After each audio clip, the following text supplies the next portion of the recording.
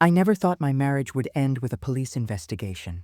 But that's exactly what happened when I trusted my instincts about a breakfast my husband made for me. My name is Sarah, and what I'm about to tell you will shock you. It's a story about betrayal so deep, manipulation so calculated, that even I couldn't believe it was happening to me. But sometimes the people closest to us are the ones planning our destruction. If you've ever felt like something was wrong in your relationship, if you've ever had that gut feeling that something wasn't right, this story will validate every instinct you've ever had. Because what my husband tried to do to me, and what happened to him afterward, will leave you speechless. Before I tell you what was really in that breakfast, I need you to understand something. I had been married to David for 12 years. 12 years of what I thought was a loving, trusting relationship. We had built a life together, shared dreams, supported each other through everything. But as you'll discover in the next few minutes, everything I thought I knew about my husband was a lie. And the breakfast. Well, let's just say that what I found out about that breakfast changed everything. Forever. Stay with me. Because what happens next will make you question everything you think you know about the people in your life. It was a Tuesday morning in March, and something felt different. Not wrong exactly, but different. David had woken up before me, which wasn't unusual. He was always an early riser. But when I came downstairs, I found him in the kitchen, preparing what he called a special breakfast just for me. Now, I need to be honest with you. In 12 years of marriage, David had never once made me breakfast. Not once. He barely knew how to make toast without burning it. So when I walked into that kitchen and saw him standing there with a full spread, scrambled eggs, toast, fresh orange juice, and even a small vase with a single rose, my first reaction wasn't gratitude, it was suspicion. What's the occasion? I asked him, trying to keep my voice light. David smiled. But there was something about that smile, something I couldn't quite place. Can't a husband make breakfast for his beautiful wife without an occasion? Red flag number 1. You see, David wasn't the romantic type. He was practical, efficient, focused on his work. He showed love through actions, yes, but practical actions. Paying bills on time, maintaining the house, remembering appointments. But romantic gestures? Spontaneous breakfasts? That wasn't David, but I pushed the feeling down. Maybe he was trying to be more romantic. Maybe he'd realized we'd been drifting apart lately, because we had been. His work at the pharmaceutical company had been consuming more and more of his time. Late nights, weekend calls, business trips that seemed to multiply every month. This looks amazing, I said, sitting down at the table. And it did look amazing. The eggs were perfectly scrambled, fluffy and golden. The toast was buttered to perfection. The orange juice was fresh squeezed. I could see the pulp. Even the presentation was beautiful, like something from a restaurant. But as I lifted the fork to my mouth, that feeling hit me again. Stronger this time. Something was wrong. I can't explain it to you in a way that would make complete sense. It wasn't anything visible, anything I could point to and say, there, that's the problem. It was deeper than that. It was an instinct, a primal warning system that every woman has, but that society teaches us to ignore. Aren't you eating? I asked David, noticing that he had only prepared one plate. I already ate, he said quickly. Had some cereal earlier. This is all for you, sweetheart. Red flag number 2. David never called me sweetheart. In 12 years, never once. Honey sometimes, Sarah usually. But sweetheart, that was too formal, too deliberate. I set my fork down. You know what? I said, standing up. I just remembered I promised to bring breakfast to Janet at the office. She's been having such a rough time with her divorce, and she keeps forgetting to eat. Would it be okay if I took this to her instead? We could grab coffee on the way to work. The change in David's face was instant and terrifying, or just a split second, maybe half a second. His mask slipped. The loving husband facade cracked, and I saw something underneath that made my blood run cold. Rage. Pure, murderous rage. But it was gone so quickly that if I hadn't been looking directly at him, I would have missed it. Oh, he said, and his voice was tight, controlled. Of course. That's very thoughtful of you, Sarah. But his hands were clenched into fists at his sides. Actually, I said, testing him, maybe I should eat first and then grab her something on the way. No. The word exploded out of him before he could stop it. Then, realizing how that sounded, he forced a laugh. I mean, no, don't worry about it. Take it to Janet. She needs it more than you do right now. Red flag number 3. 4 and 5 all at once. I packaged up the breakfast, kissing David goodbye like nothing was wrong, telling him I'd see him that evening. But my hands were shaking as I drove to work. And it wasn't from the coffee I hadn't had yet. Janet worked as David's secretary at Morrison Pharmaceuticals. She'd been there for 8 years, longer than David had been with the company, and she was one of those people everyone loved, efficient, kind, always willing to help. Her divorce had been brutal.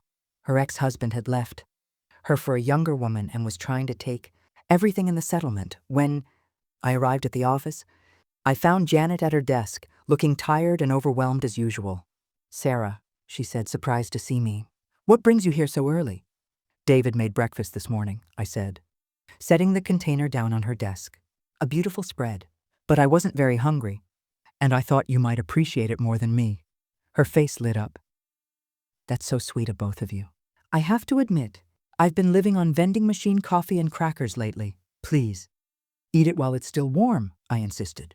I'm going to grab real coffee from the break room. Want some? That would be amazing, she said, already opening the container. Oh, wow, this looks incredible. David really went all out. I was halfway to the break room when I heard the scream, not just any scream. A sound of pure agony, terror, and confusion all rolled into one. I ran back to Janet's desk to find her on the floor, convulsing. Her face was twisted in pain, her eyes rolling back, foam coming from her mouth. Call 911. I screamed to anyone who would listen. Call 911 right now. I knelt beside Janet, trying to remember first aid, trying to keep her from swallowing her tongue, trying to understand what was happening. Other employees gathered around. Someone was on the phone with emergency services. And all I could think was, this was supposed to be me. This was supposed to be me. The paramedics arrived in what felt like hours, but was probably only minutes. They worked on Janet right there on the office floor, asking rapid-fire questions about what she'd consumed. When, how much? She ate breakfast, I kept repeating. Eggs and toast and orange juice. My husband made it for me, but I gave it to her instead. One of the paramedics looked up sharply. Your husband made it for you specifically? Yes, this morning. It was supposed to be a romantic gesture, but I gave it to her because I stopped. The full implication hitting me like a freight train because something felt wrong, because David never made breakfast, because he called me sweetheart, because he was so insistent that I take it away when I offered to give it to Janet, because he was so angry when I suggested eating it. Myself, ma'am, the paramedic said, his voice urgent. We need you to come with us to the hospital. The police are going to want to talk to you, and we need to run some tests. Tests on me? But I didn't eat. That's exactly why they need to talk to you. The next few hours were a blur of police interviews, medical tests, and questions I never thought I'd have to answer. Janet was in intensive care, fighting for her life. The doctors said she'd been poisoned, a sophisticated combination of chemicals that would have been lethal in a larger dose. Detective Morrison, no relation to the pharmaceutical company, just an unfortunate coincidence, was a woman in her 50s with kind eyes and a no-nonsense attitude. Sarah, she said, sitting across from me in the sterile hospital conference room. I need you to tell me everything about this morning, every detail, no matter how small. So I did. I told her about David's unusual behavior, about the breakfast he'd never made before, about the way he'd reacted when I offered to take it to Janet. I told her about the red flags, about the feeling in my gut that something was wrong. You saved your life today, Detective Morrison said when I finished. And possibly Janet's too. If you'd eaten the full portion intended for you, she didn't need to finish that sentence. But I don't understand, I said, my voice barely above a whisper. Why would David want to hurt me? We've had our problems, sure, but murder? That's insane. Detective Morrison leaned forward. Sarah, what do you know about your husband's work? He's a biochemist at Morrison Pharmaceuticals. He develops new medications, runs trials, that sort of thing. He's been there for about 10 years. Did you know that your husband has been under internal investigation for the past 6 months? The room felt like it was spinning. What kind of investigation? Corporate espionage, selling proprietary formulas to competitors. The company's been building a case against him, and they were planning to terminate him and press charges this week. I stared at her, trying to process this information. This week? The meeting was scheduled for today, actually. Tuesday morning, the same morning he'd made me breakfast. But what does that have to do with... And then it hit me. The life insurance. Detective Morrison nodded grimly. $2 million, with a double indemnity clause for accidental death. If you had died from apparent food poisoning, David would have collected $4 million and disappeared before anyone connected it to the breakfast, but the investigation at work would have been irrelevant if he was a grieving widower with $4 million in insurance money. He could have disappeared, started fresh somewhere else. No one would have looked too closely at a man who just lost his wife to a tragic accident. I felt sick, not from poison, but from the realization of how close I'd come to death, and how calculated David's betrayal had been. There's more. Detective Morrison continued. We've been in contact with Morrison Pharmaceuticals since Janet was admitted. They've been very cooperative, especially once they understood the connection to their internal investigation. What did they tell you? David's been stealing formulas for over a year, but not just any formulas.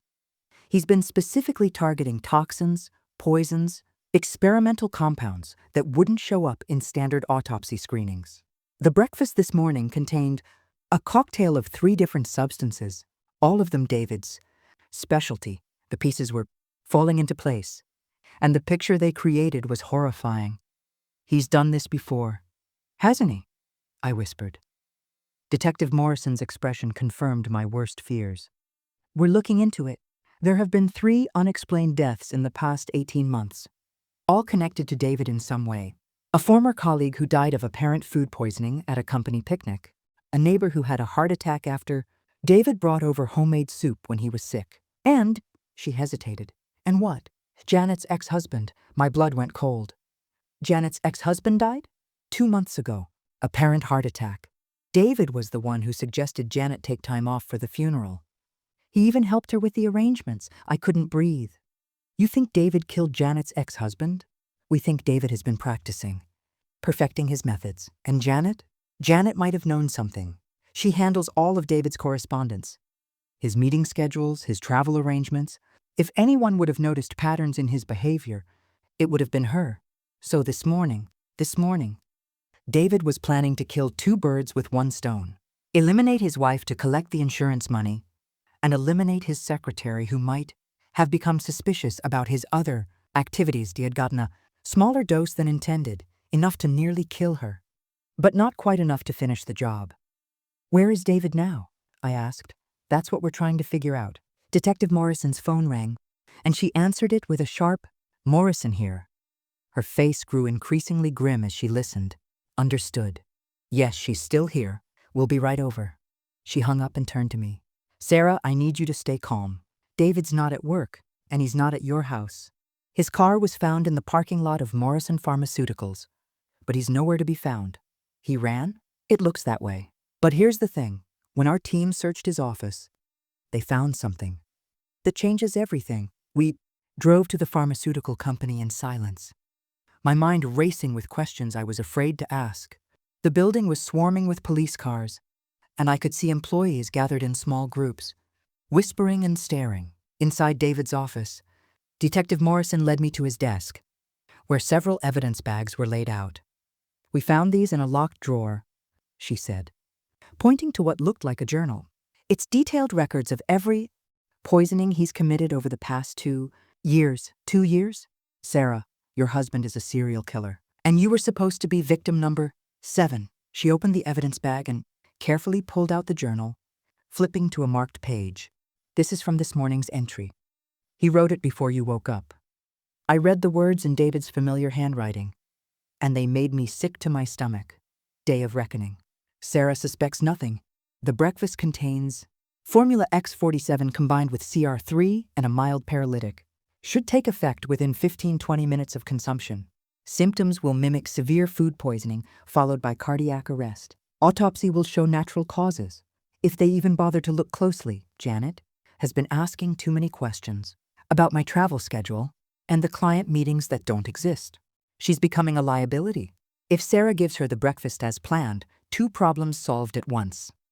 If not, I'll find another way to deal with Janet. Later, insurance.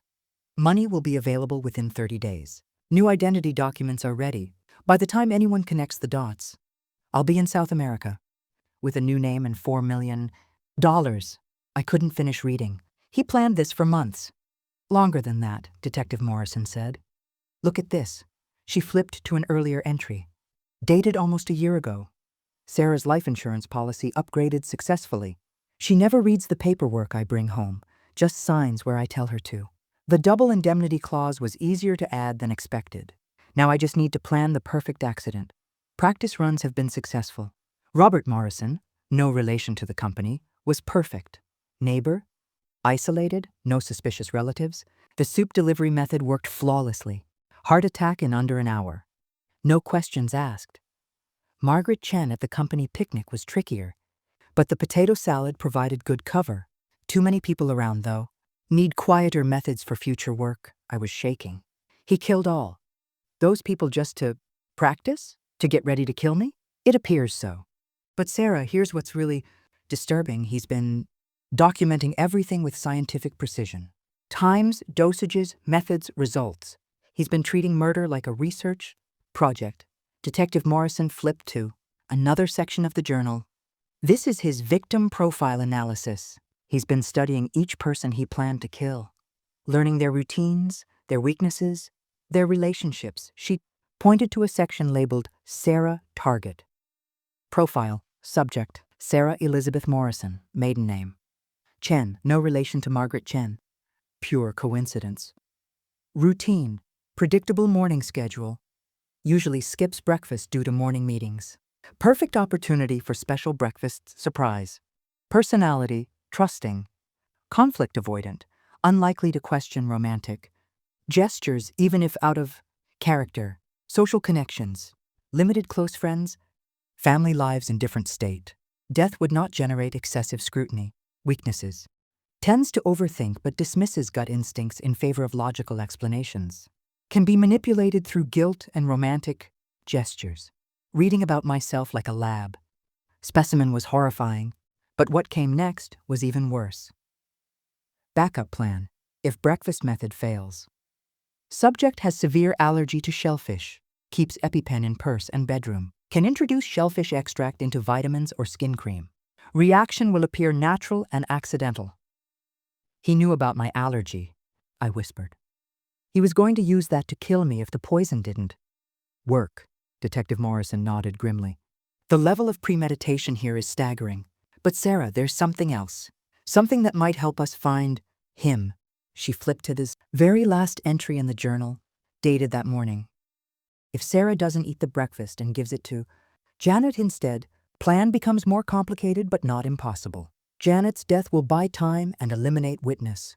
Can claim Sarah is also poisoning victim, gain sympathy, delay suspicion. Emergency escape route.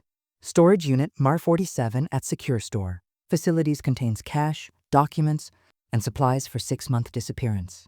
Brazilian contact confirmed still active. If everything goes wrong, Sarah becomes liability. Cannot leave witness who can identify behavioral patterns. May need to eliminate directly before departure. The last line made my blood freeze. Meeting. S. at house at 6 p.m. to comfort her about Janet's tragic accident. Dinner will be her last meal. I looked at Detective Morrison. He's planning to come home tonight. He's planning to kill me tonight. What time is it now? I checked my phone. 4:30 p.m. We have an hour and a half to set a trap. The plan was simple but terrifying. I would go home, act normal, and wait for David to return. Police would be stationed throughout the house and surrounding area. But I would be the bait that drew him out. Are you sure about this? Detective Morrison asked as we pulled into my driveway. We can find another way to catch him. No, I said, surprising myself with the steadiness of my voice. He's been playing games with my life for 2 years. He's killed innocent people just to practice killing me. It ends tonight. The police worked quickly to set up surveillance equipment and position officers. By 5:45 p.m., everything was in place. I sat in my living room, wearing a wire, waiting for my husband to come home and try to murder me. At exactly 6 p.m., I heard David's key in the front door. "Sarah?" he called out, his voice full of fake concern. "Honey, are you home?" "I heard about Janet. It's terrible." "I'm in the living room," I called back, marveling at how normal my voice sounded. David appeared in the doorway, and for a moment I saw him as I always had, my husband of 12 years, the man I'd trusted with my life. But now I knew that trust had been the very thing he'd planned to use to kill me. "How is she?" he asked, coming over to sit beside me on the couch. "I left work as soon as I heard. Food poisoning can be so dangerous." She's fighting," I said. "The doctors aren't sure if she's going to make it." "I'm so sorry, sweetheart." There was that word again, sweetheart. "If there's anything I can do—" "Actually," I said, watching his face carefully, "the police want to talk to both of us tomorrow. They said it's routine when someone gets sick from food prepared in someone else's kitchen." The change was subtle, but I saw it. The slight tightening around his eyes, the almost imperceptible stiffening of his shoulders. "Of course," he said. "Whatever they need. I just want to help Janet get better." "David," I said, taking a deep breath, "can I ask you something? Anything. Why did you really make breakfast this morning? In 12 years, you've never done anything like that before." His smile was perfect, warm, slightly embarrassed, completely convincing. If I hadn't known what I knew, I would have believed him completely. "I've been thinking about us lately," he said, reaching out to take my hand. "About how we've been drifting apart. I wanted to do something special, something to show you how much you mean to me. I know I'm not always good at the romantic stuff, but you were so upset when I gave it to Janet. Instead, was I?" He looked genuinely confused. "I don't remember being upset. Maybe disappointed that my romantic gesture didn't go as planned, but not upset. He was good, really good. If I hadn't read his journal, hadn't seen his true thoughts written in his own handwriting, I might have believed him. I made dinner reservations," he continued smoothly. 7:30 at Romano's. "I thought we could have a nice evening together. Talk about our future." "That sounds wonderful," I said. "Should we head out soon?" "Actually, I was thinking we could have a drink first." I picked up that wine you like, the Pinot Grigio, from that little vineyard we visited last year. The pattern of suspicious deaths connected to David eventually reached 7 confirmed victims across 3 states. The FBI took over the case, and David Morrison became one of the most wanted fugitives in the country. More importantly, Janet's testimony, combined with David's journal, was enough to freeze all of our joint assets. The insurance company voided the policy due to attempted fraud. David's escape fund was substantial, but not infinite. Wherever he is, he's not living the comfortable retirement he'd planned. As for me, I'm rebuilding my life. I moved across the country, changed my name, started over completely. I go to therapy twice a week to deal with the trauma of discovering that my husband was a serial killer who'd been planning my death for years. But here's what I want you to take away from my story. Trust your instincts. That morning, when something felt wrong about David's breakfast, every logical part of my brain told me I was being paranoid. Society teaches women to dismiss their gut feelings, to be polite, to give people the benefit of the doubt. If I had listened to logic instead of instinct, I would be dead.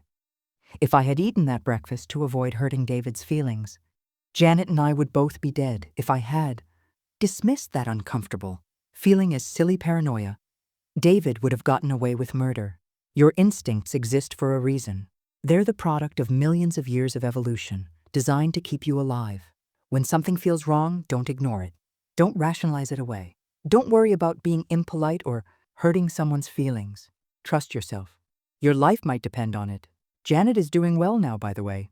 She's returned to work, though at a different company. We stay in touch, survivors of the same monster, connected by an experience no one else can understand. She tells me that her recovery, both physical and emotional, has taught her to trust her own instincts too. As for David, someday somewhere he'll make a mistake. He'll trust the wrong person, or choose the wrong victim, or simply run out of money. And when that happens, justice will finally catch up with him. Until then, I live my life knowing that I outsmarted a serial killer by trusting my gut about a breakfast that looked too good to be true. Sometimes the most ordinary moments hide the most extraordinary dangers. And sometimes survival comes down to a single decision made on nothing more than a feeling that something isn't quite right. Hope you never have to face what I faced. But if you do, trust yourself. Your instincts are more powerful than you know. Thank you for listening to my story.